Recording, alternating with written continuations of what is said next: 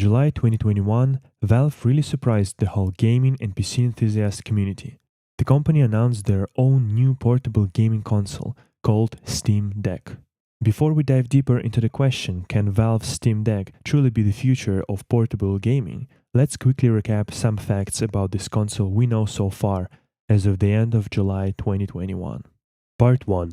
Steam Deck's hardware. You can read the detailed specs on Steam Deck's website, but just briefly. 4 cores, 8 threads, Zen 2 based CPU, RDNA 2 GPU with power up to 1.6 teraflops, and the whole APU power consumption ranging from 4 to 15 watts. So, with the battery of 40 watt hours, you can play anywhere between 2 to 6 hours. And actually, the battery of 40 watt hours is really impressive for a relatively compact device. I was genuinely very surprised because I've seen many 15-inch laptops with like 45 to 50 watt hour batteries.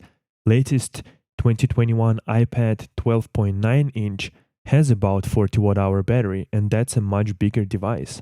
So to see such capacity in a device this small is nothing but amazing. Each console comes with 16 GB of really fast LPDDR5 memory. However, one aspect about it I don't quite get. On Valve website, it is said that the memory is apparently arranged as quad 32-bit channels. However, Zen 2 CPUs don't really support quad-channel memory unless it's a higher-tier Threadripper, so I'm not sure at all what's going on here. Perhaps it just refers to the arrangement of chips on the motherboard, and the memory itself will run as dual-channel or maybe even single-channel, hopefully not. Or maybe AMD did design something very custom for Valve and it is indeed quad-channel memory. We'll see when the first units will arrive to someone like Gamers Nexus.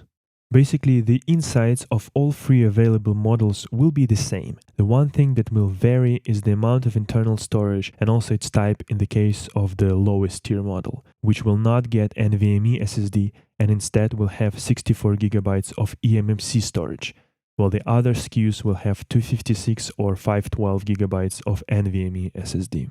Technically, this console will have an upgradable NVMe slot, albeit in somewhat rare M.2 2230 form factor, and that slot presumably will even be on a base 64 GB model, but Valve doesn't really recommend you tinkering with it. Most likely the slot will be somewhat hidden inside of that console, so to get there, you would have to disassemble quite a bit of it, which obviously isn't ideal. Plus, of course, not all PC gamers are actually hardware enthusiasts who would even want to disassemble their newly bought console to manually upgrade the SSD capacity, then somehow reinstall SteamOS, etc. That could be quite a hassle, really. The screen is a touchscreen IPS panel with 400 nits of brightness and 1280 by 800 resolution. So it's a 16:10 aspect ratio like in MacBooks, rather than more common 16:9. Basically, if you like the screen of the latest MacBook Air, you should enjoy Steam Deck's screen as well, because they will have very similar pixel density and brightness values. And on the highest 500GB model, you will get anti-glare screen. From what I've seen, the games that don't really support that resolution will just have a small black bar either at the bottom or both at the top and the bottom of the screen, which is no big deal really. I think they went with this resolution perhaps to accommodate small information bar at the bottom of the screen, so that's kinda neat. Steam Deck will have Bluetooth 5, Wi-Fi AC, 45 watt charger, so you can charge your console fully in just 1 hour basically, 3.5mm jack with mic input, 2 trackpads, which is nice, gyroscope and USB-C port, and a bunch of buttons obviously.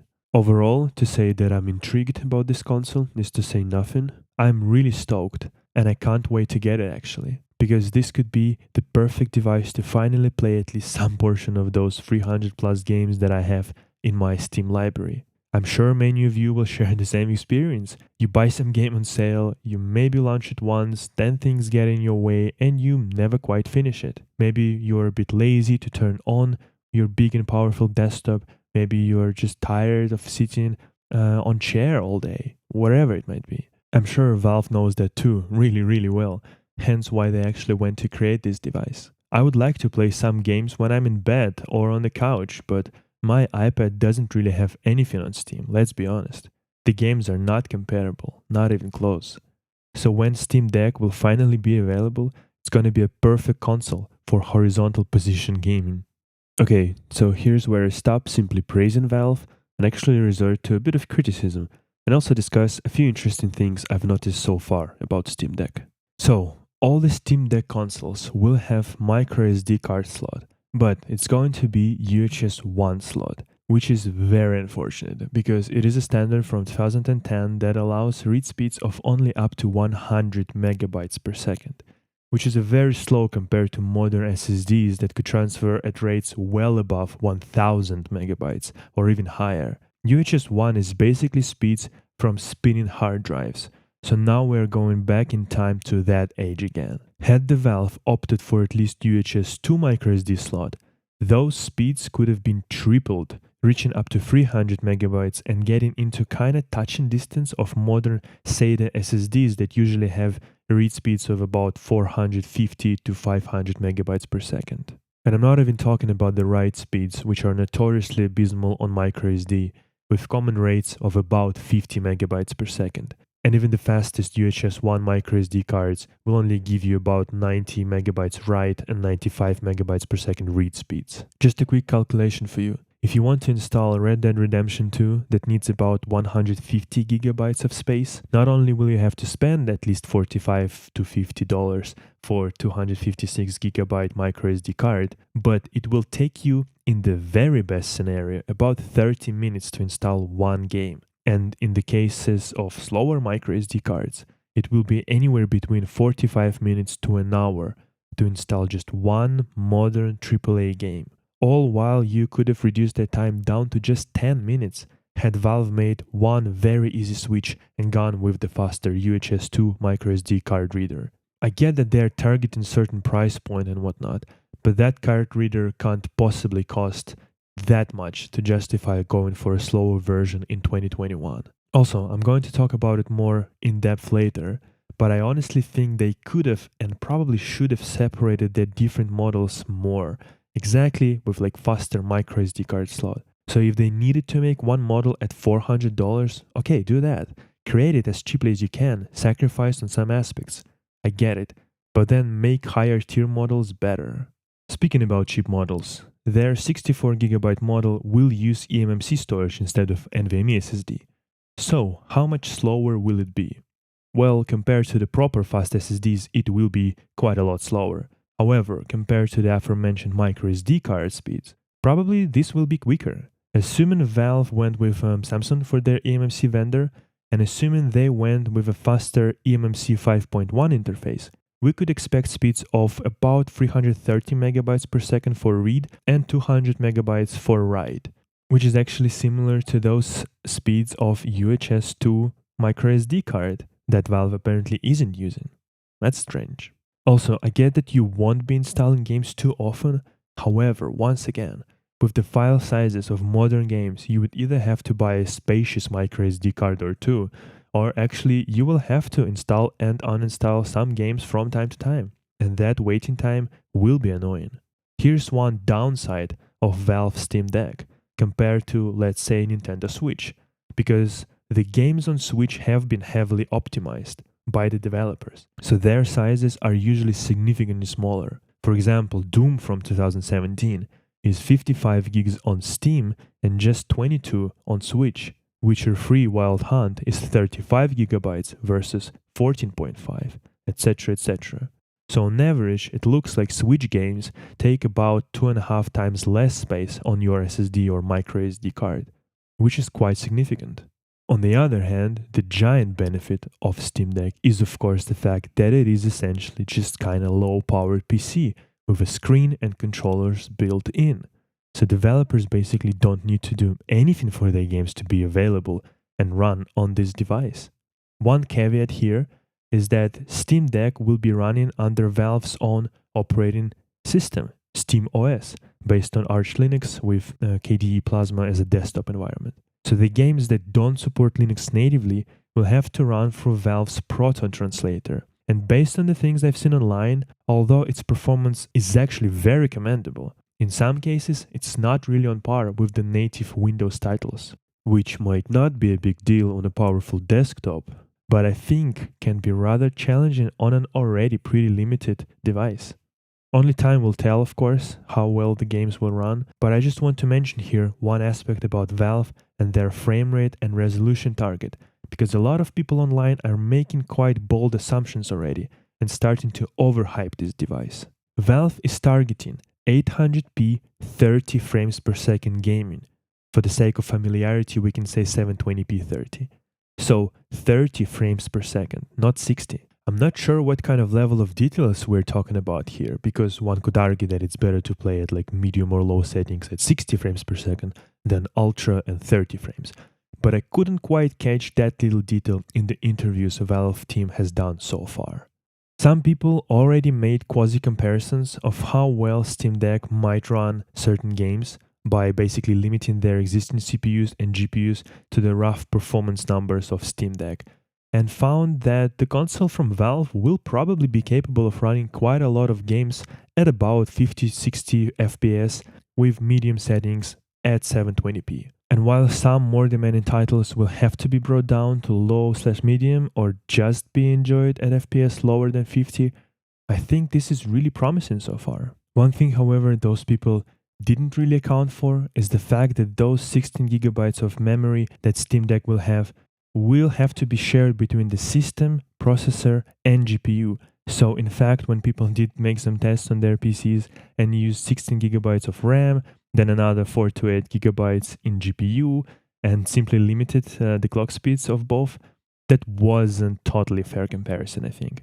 Because my guess is that Steam Deck will most likely try to use about 4 gigabytes of that memory for GPU, probably about 8 as RAM, and another 4 will be reserved for a system memory to run operating system itself. I might be wrong, of course, and maybe OS will be lightweight enough to fit into like 2 gigabytes of RAM or even less, and also that memory allocation will adjust on the fly, but that's just a hunch I have about how those numbers would be roughly distributed. Overall, I suggest you to lower your expectations of this console's performance. Expect it to play 720p 30 frames per second, maybe at like medium settings, and don't overhype this thing. Otherwise, you might come out of this whole experience quite disappointed. Part 2. More hardware details and some quirks. Now let's dive deeper into the details of Steam Deck. Let's talk more about the hardware of this device. Valve mentioned that it will support USB-C. However, they never quite cleared what kind of USB-C will it be. Is it USB 4, which is basically Thunderbolt 3 with really high speeds of up to 40 gigabits per second, or is it USB 3? On their tech page, it says that this USB-C has DisplayPort 1.4 alt mode support up to 8K 60Hz or 4K 120 and USB 3.2 Gen 2 support. But thanks to the completely brain-dead USB forum, even that isn't specific at all, because there are, get that, 2 different possibilities of what Gen 2 could mean. It can run either at 10 gigabits per second or at 20, which is quite a big difference. So which one is it? Who knows?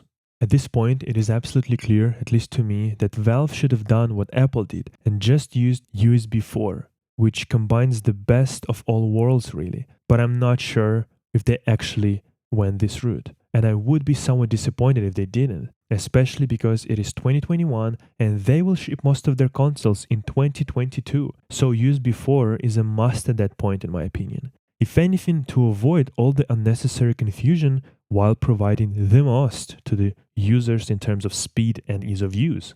Mind you, Apple released their first USB 4 laptops in November of 2020. So they must have been in development like at least a year before. So they had a foresight back in 2019 to already use USB 4. Literally the same year that standard was even developed and announced. And I really hope Valve engineers also had the same realization, but somehow I am worried that they didn't. Because from what I can tell, USB 4 required support of DisplayPort 2.0 alternative mode, yet Steam Deck only supports 1.4, which is kind of a giveaway that Valve's engineers didn't really think things through enough and didn't decide to clear and eliminate users' confusion by going with simply USB 4. I mean, I consider myself to be quite a tech savvy guy, yet even I am constantly perplexed and frustrated when it comes to the total mess that USB Consortium has made out of USB free standard. It is just preposterous. Another thing that I'm slightly on the fence about now after researching it a bit more is NVMe SSD that Valve chose to use in their console. It has a very rare M.2 2020-30 form factor, meaning it is 22 millimeters wide and 30 millimeters tall, while way more common type that you will find in modern desktop PCs is 2280 or 80 millimeters tall. Obviously, it's a big difference in size, but even if Valve would have gone with 2242, it would have opened up more opportunities for people to upgrade their systems in the future. Because not only 2230 SSDs are rare, but their max capacity, at least at the moment, is 1 terabyte, while even 2242 form factor would have allowed for a potential 2 terabyte SSD upgrade. Perhaps because 2230 SSDs are physically constrained by the amount of space they have for memory chips. I mean, Newegg, one of the biggest websites selling PC components, doesn't even have a separate section for 2230 type SSDs. That should tell you all you need to know about its popularity. No wonder then it costs quite a bit with Valve to upgrade your storage. I know, by the way, that Valve doesn't really want you to upgrade your storage. And here's where my another issue lies with Valve and their talks that they want you to see this console more like a PC. Well, if we should treat it more like a PC, why wouldn't you, Valve? I'm kind of a bit underwhelmed by the Valve's decision not to provide easy access to the SSD. It's not like they went Sony PS5 route and provided an expandable slot for your SSD that's just hidden under one easily removable cover. Although actually I've just learned that apparently that SSD slot on Sony's console is still not available for people to use, which is rather ridiculous considering how long PS5 has been selling at this point already. But Sony is a topic for whole another discussion.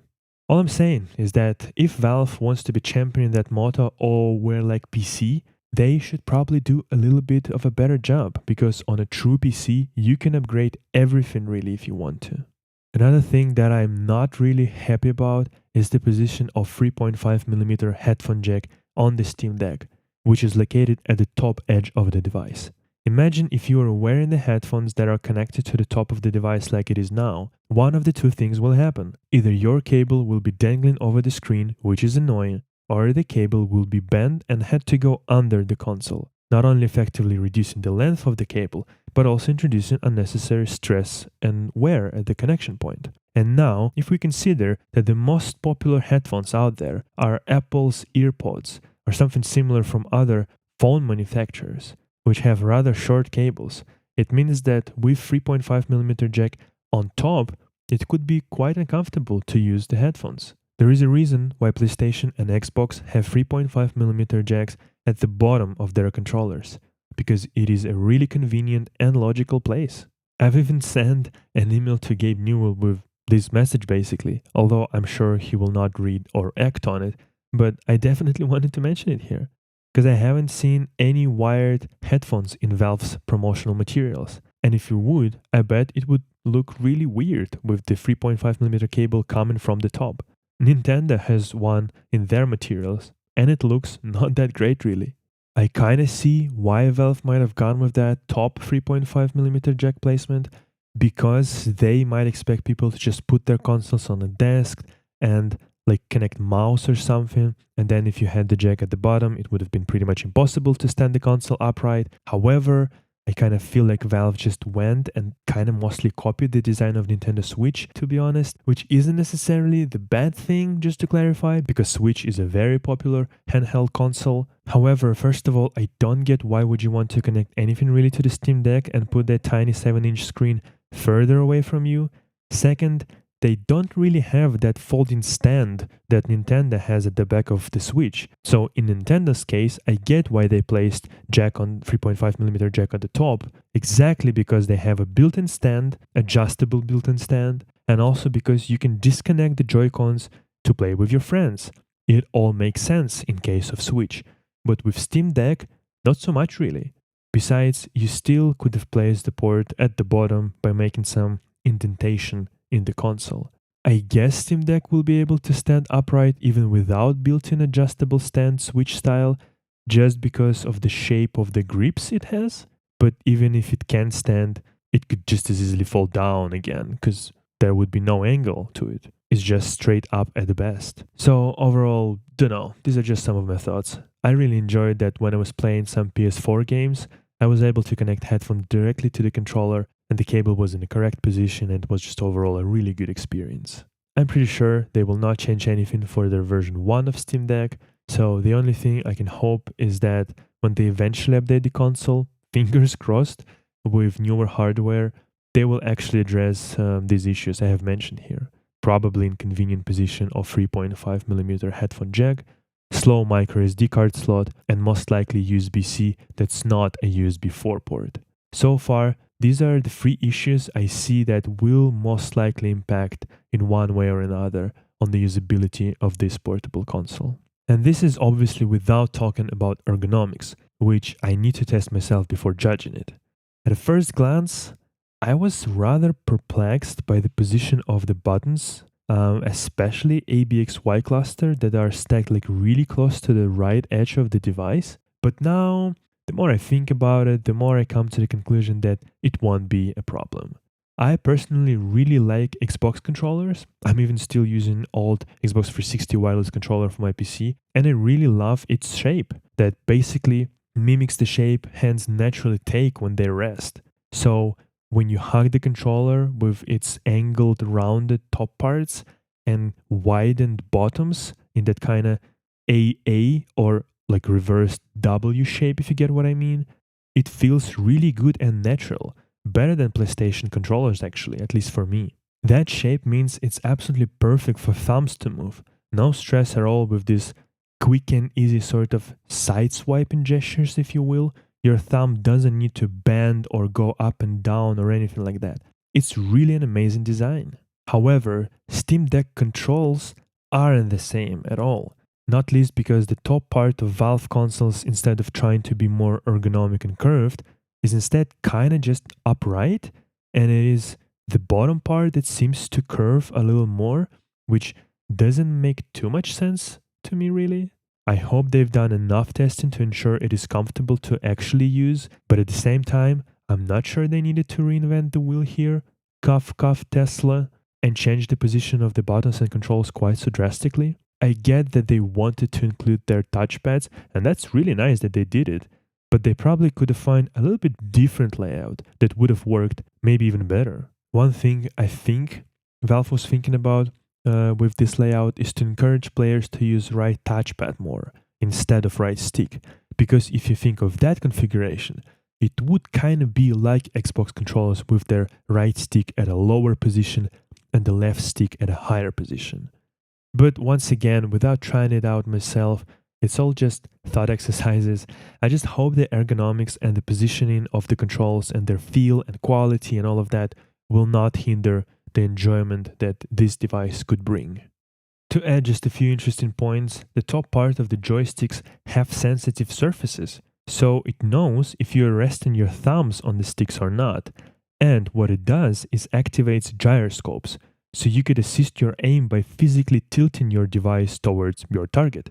You know, that stupid move we do sometimes when we like physically turn with the controller, when we're like in some racing game or aiming, just to give us that like extra little bit of precision. Well, apparently this console and its controllers can actually do that. I'm not sure how useful that will be, I need to try that, but the idea I think is really cool and interesting. And it works both with thumbsticks and touchpads, obviously. So that's neat. Also, the back of the console has additional sets of pedals, or grip buttons as Valve calls them, akin to Xbox Elite controllers. So that's cool, you could add additional features to them.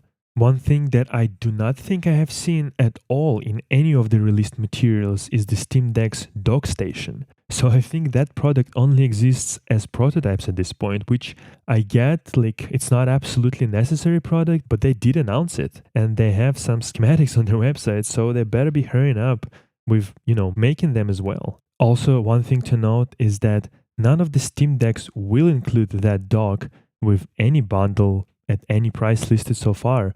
And that's kind of a bit disappointing because, and this is unavoidable comparison, Nintendo Switch not only comes with two joysticks that could be disconnected from the device for some playing with a friend type of scenario, but that console actually comes with a dock at $300 or $350. Also, thanks to a slight mistake on Valve's part, we've actually got some numbers about the pre-orders for these consoles.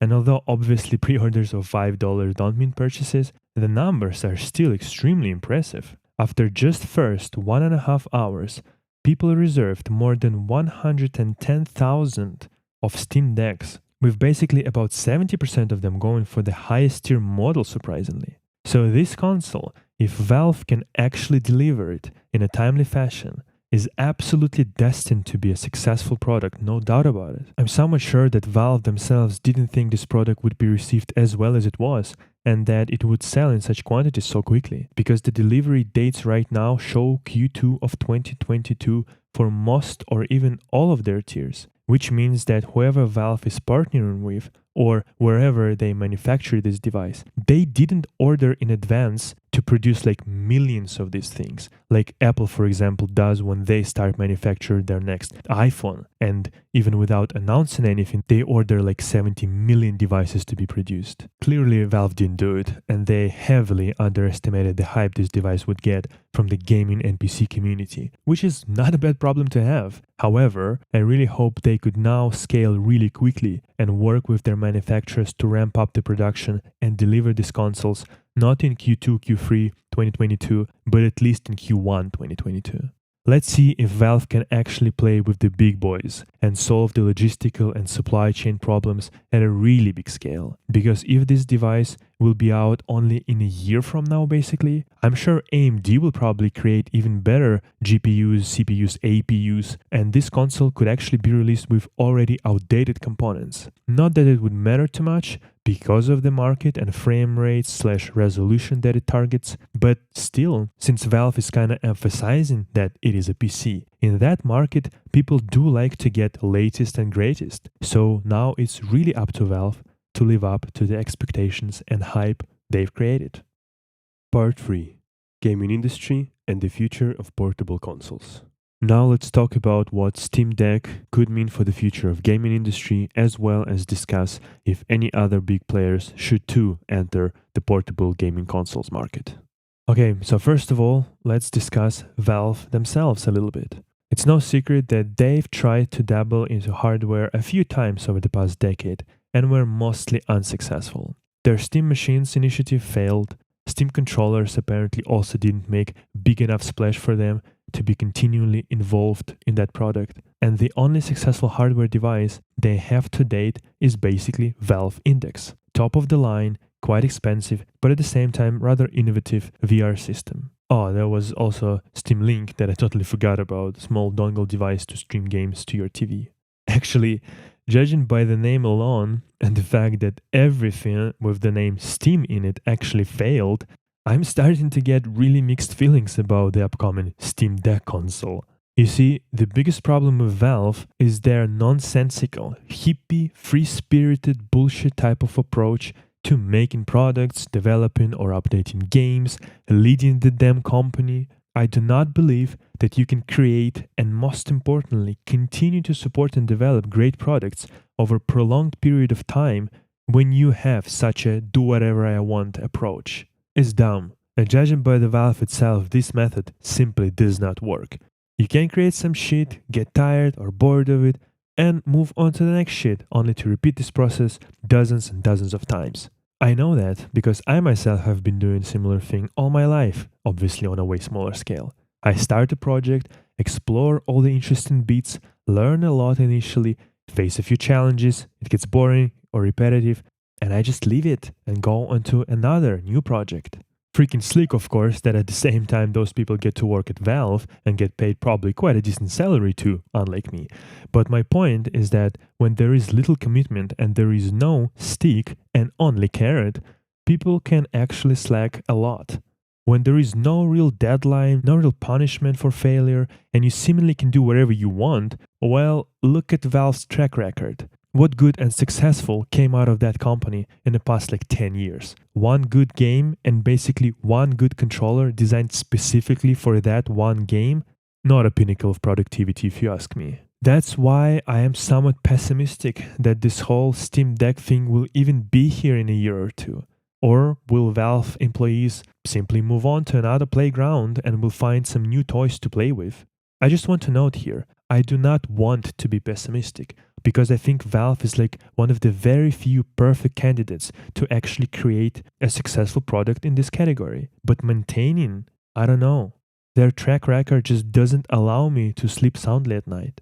It's partially because I am already kind of invested into that device. I really like the concept of it. And I'd really like to play games from my existing Steam library on the go or in the bed. And I'm not really interested in investing another ton of money into buying Nintendo Switch and all the games for it when I already have a lot of games just sitting there waiting to be played. I just need a portable and somewhat powerful device to actually play them. And here's where I think there are some good news for the whole industry. First of all, because this time around Valve is making their own product instead of relying on external companies, mistake they've made back in the days with Steam machines, it indicates that at least for some time and at least some people at Valve are taking this particular market of portable PC gaming seriously. I think this could signal to the other companies that there are money to be made here. It's that good old thing when nobody wants to make a first step. But once one company decides to become a trailblazer, others follow too. In this case, if Valve, notoriously conservative company who infamously rarely releases anything at all, decided to jump into this space, I think other companies will soon realize that there is some underserved market here, especially given that slight glimpse into the amount of pre-orders Valve received, which was, I remind you, more than 100,000 consoles in less than first 2 hours, which I'm sure other companies have seen and noticed too. So then, which other companies I'm really referring to? Let's first talk about the regular offenders, all your standard PC, pre-built and laptop manufacturers. Your Razer, Asus, Lenovo, HPs of the world. Dell's own Alienware division showcased their version of Switch/Steam Deck back at CES in January of 2020, 1.5 years later. Where is it? So, even though I think all these companies could definitely try to create their own version of portable gaming console, I think their chances of success will be rather slim. Razer can have quite a decent margins on their $1,500 laptops, but I doubt they would be able to earn too much money from the devices that's supposed to sell ideally around or below $500. Same obviously goes for the rest of those mostly or strictly hardware manufacturers. So, in my opinion, the only players who would be able to succeed in this space are, drumroll, the platform holders. It is your good old pals, Microsoft with Xbox, Sony with PlayStation, and now potentially Amazon and Epic, in addition to Valve obviously. Apple is also somewhere there, but they've repeatedly showed their total and utter neglect for gaming side of things on their platforms, besides casual or some indie titles. So for the sake of this discussion, I think we can leave them out of it. So, the platform holders.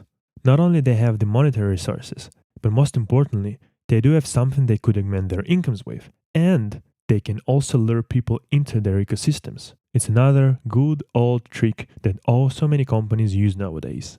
Come here to us, because we have something very special for you, something you really like and enjoy. Be it Netflix with their original shows, Disney with their enormous catalog, Apple with their tight product integration, or Sony and Nintendo with their exclusive first-party games. And I honestly think that at least Sony and Microsoft should definitely jump on the wagon of portable full-scale gaming as quickly as possible. Think about it.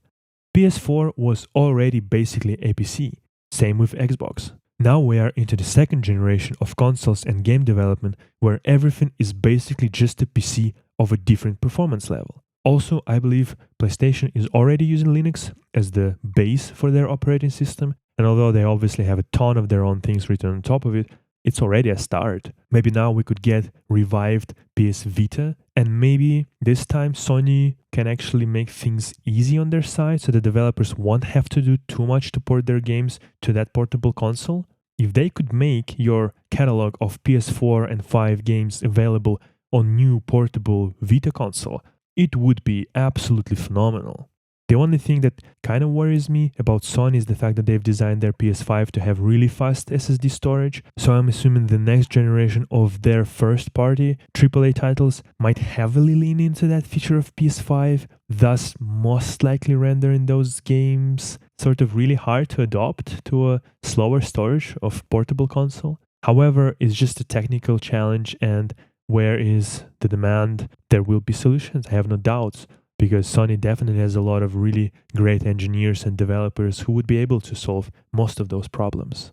Microsoft, on the other hand, didn't lean so heavily onto SSDs, and even though their console still has really fast storage, I feel like the emphasis on that part of the hardware wasn't as big, and thus probably they will have an easier time actually making their games available for potential Xbox Go type of device, and obviously, like with Sony and Valve, they could totally utilize their back catalog of Xbox games people have already acquired over the years and years on their platform. So all Microsoft has to do is to ensure the compatibility of those games with the new handheld console, and you've got yourself additional sales of millions and millions of dollars.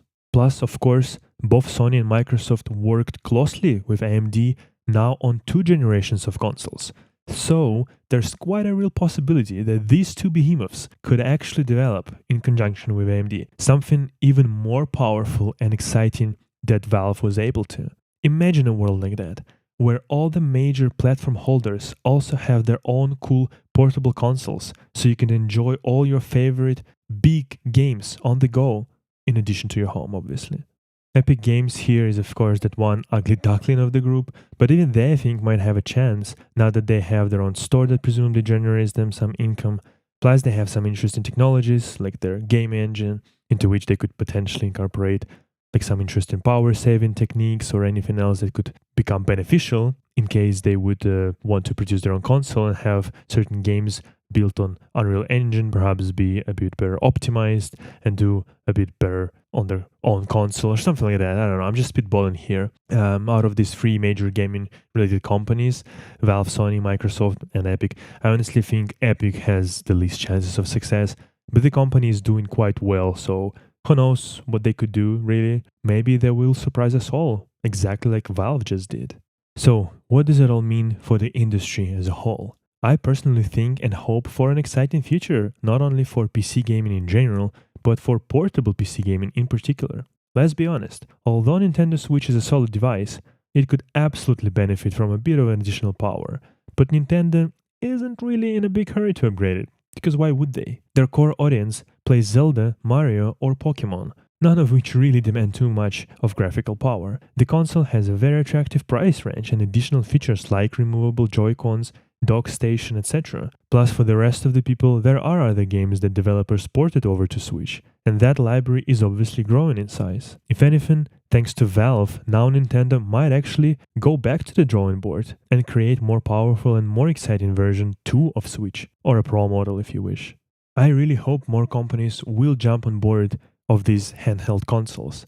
Even though, like I've mentioned before, I don't think Asus, HP, Razer, etc. would make too much, if any, money on such a category of devices, I would absolutely love for them to create a model or two, just so we, regular consumers, could benefit from the competition and wider selection of consoles. Plus, of course, a device from a company like Razer would probably come with like an aluminum body and sleek design, and probably with a better quality than Valve's console. Also, I think it could be really interesting if something like Valve's SteamOS could become sort of standard OS for those type of handheld devices. Obviously under the condition that it'll be made really well, really convenient, with a lot of like really nice features by default, and that it will be properly maintained and supported. Would be cool if a strong community would emerge around such OS, with contributors of features and tools coming not only from individual users and developers, but from big companies too. Sort of a slight pushback to the long-standing dominance of Windows in gaming space.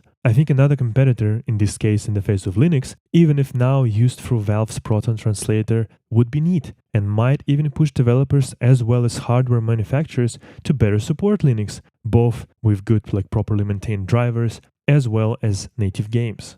So, in conclusion, I think this absolutely unexpected announcement from Valve is the most exciting thing that's happened in the gaming industry, probably since the first ray tracing announcement from Nvidia a few years back. Only this one could actually mean even more for the industry as a whole, because it can create a new category of products that could generate quite good sums of money not only to the hardware manufacturers, but to the platform holders too, as well as to start a new era of competition between the major gaming titans like Sony and Microsoft, only this time in a portable space. And the people who would walk out of it as winners will definitely be the regular consumers like you and I. Also, of course, with the arrival of a new product category in the gaming space, all your favorite YouTubers will also get to do more new and exciting content and testing, which is obviously great for them because they can produce more content, and great for you because people will be finally paying more attention to the market of low to medium power devices and will run tests for them accordingly instead of going only for the mostly unrealistic ultra tests that so many of them are doing nowadays. So, overall, I'm excited about Steam Deck, even though slightly worried. But now, after the very cheerful initial public reaction, the ball is in the Valve's corner in terms of how well they would be able to actually handle the manufacturing, shipment, and most importantly, support of their Steam Deck version 1, and what's probably even more important, version 2, and so on. Will they have changed from the Valve of 2014 and their Steam Machines initiative days? Can they grow as a company and become a serious manufacturer and not a Kickstart startup type of a company who sells one iteration of a product then vanish into obscurity? Only time will tell. And as for the other hardware manufacturers and platform holders, the ball now is in your corner too. Show us that you see the potential and value here and you understand the gaming and PC enthusiast market. Show us that you can take certain risks because you want to serve the market that is clearly there. And show us that you can create and support great products in a mostly new for you category. First few big companies who would enter this new market alongside or maybe even before Valve, if they would be able to create and even more importantly price their portable consoles somewhat aggressively, like I've mentioned, probably around or even better below $500, those companies would truly enjoy some money people will throw at them, no doubt about it. Commit to this new segment of devices, make some statements about it, and then deliver and don't disappoint, and people will reward you with money. Okay guys, thanks a lot for those of you who stick to the end. If you've enjoyed what I had to say about Steam Deck, Valve, industry in general, if you liked this piece of content, please subscribe to the Frytech YouTube channel and help me finally reach 1K subs, as well as please subscribe to the Frytech Podcast, wherever you listen to your podcasts. If you got to this bit, I just wanted to mention that I greatly appreciate you. Please share this video and podcast with others and help spread the word. Also, I would really appreciate if you could support me directly by going to frytech.club/support. There will be a few links and a few perks for you to choose from. Thank you very much.